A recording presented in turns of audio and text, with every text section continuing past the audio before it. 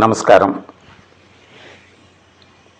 నా పేరు గోపాలకృష్ణ నాయుడు. నేను సాముద్రికంలో అనేక విషయాలు ఈ వీక్షకులకి తెలియజేస్తూ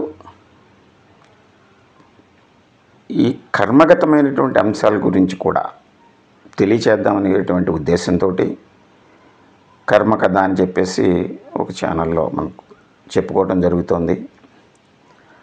అలాగే మన అనుభవాలు, ఈ కర్మగతమైనటువంటి అనుభవాలు అవి మన జీవితంలో ఎప్పుడు ఎలా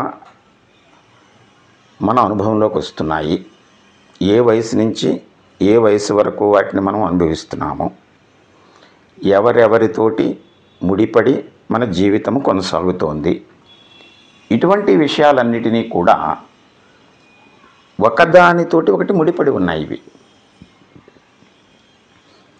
పరమాత్మ, ఆత్మ, ఆత్మగతమైనటువంటిదే ఈ జన్మ.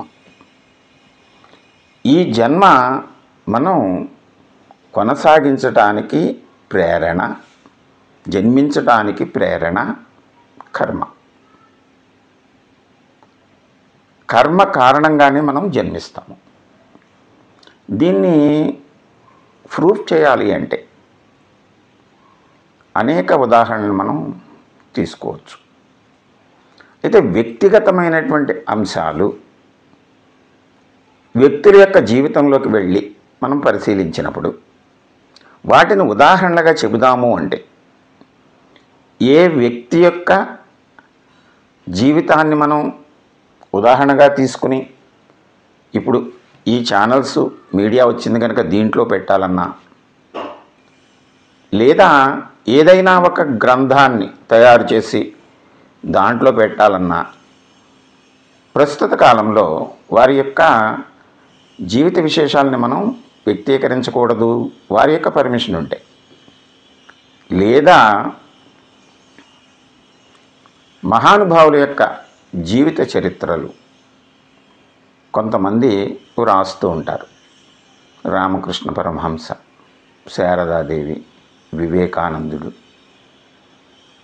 ఇటువంటి వ్యక్తుల యొక్క జీవితాలని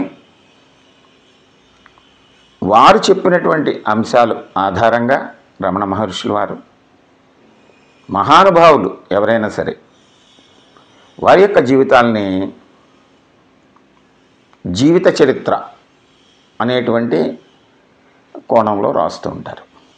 కొంతమంది మహానుభావులు వారి యొక్క ఆత్మకథ అంటే వారి జీవితంలో ప్రారంభం నుంచి ఊహొచ్చినప్పటి నుంచి వారు ఆ ఆత్మకథను ఎప్పటి వరకు రాసుకున్నారో అప్పటి వరకు కూడా అనేక అంశాలని, ఇది యథార్థము. ఒకరి గురించి ఇంకొకళ్ళు రాసేటప్పుడు దాంట్లో కొన్ని చేర్చడం అనేటువంటిది ఉంటుంది. ఎవరి ఆత్మకథను వారు రాసుకున్నప్పుడు ప్రత్యక్ష అనుభవాలు ఉంటాయి. అలాగే చరిత్రను రాసినప్పుడు దాన్ని యథాతథంగా, అంటే ఇతరమైనటువంటి విశేషాలని ఏమీ చేర్చకుండా యథాతథంగా రాసినప్పుడు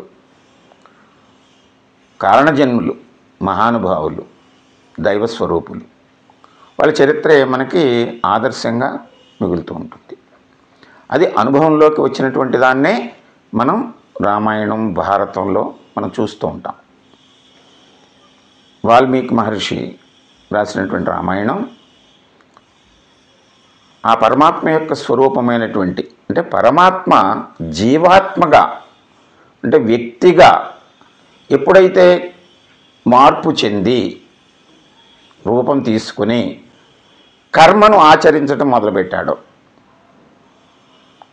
ఆ అంశాలన్నిటినీ కూడా, అంటే ఎవరెవరితోటి ఈ కర్మబంధాలు ముడిపడి ఉంటాయి, ఎక్కడ ఎప్పుడు ఏ రకమైనటువంటి మన యొక్క జ్ఞానాన్ని, మనలో ఉండేటువంటి ఈ అంశాలను, గుణాలను వ్యక్తీకరించడానికి ఎక్కడ ఎప్పుడు అవసరమైతే ఆ అంశాలని వ్యక్తం చేసి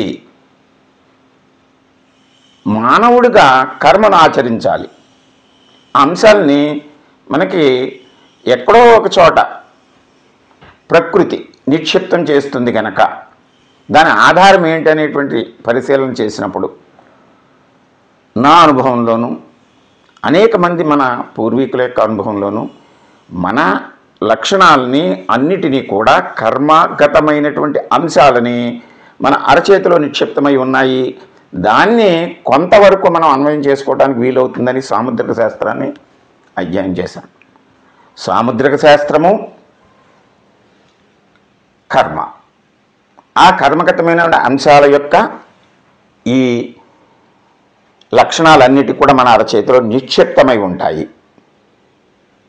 మన కర్మకు, మన జన్మకు కారణం కర్మ. దీన్ని కర్మ కథ, ఆత్మకథ రూపంలో తెలియచేద్దామనేటువంటి ఒక ప్రయత్నం చేస్తున్నాను. ఇప్పుడు వీక్షకులు అనేక అంశాలను ఇప్పుడు సోషల్ మీడియాలో చూస్తూ ఉన్నారు. ఇటువంటి విషయాలను కూడా కొంతవరకు అవగాహన చేసుకుంటానికి, మనల్ని మనం తెలుసుకోవడానికి ఉపయోగపడతాయి కనుక ఈ కర్మకథను కూడా మీరు వీక్షిస్తారని, తెలుసుకుంటారని నేను క్రమంగా, అంటే ఒకేసారి ఇదంతా చెప్పడానికి వీలు కాదు, అలాగే ఒకే అంశాన్ని దాన్ని చెప్పడానికి వీలు కాదు. అంటే కథలో భాగంగా ఒక్కొక్క అంశము ఒక్కొక్క విధంగా అది ప్రజెంట్ చేయడం జరుగుతుంది. దీన్ని ఆదరిస్తారని విశ్వసిస్తున్నాను. నమస్కారం.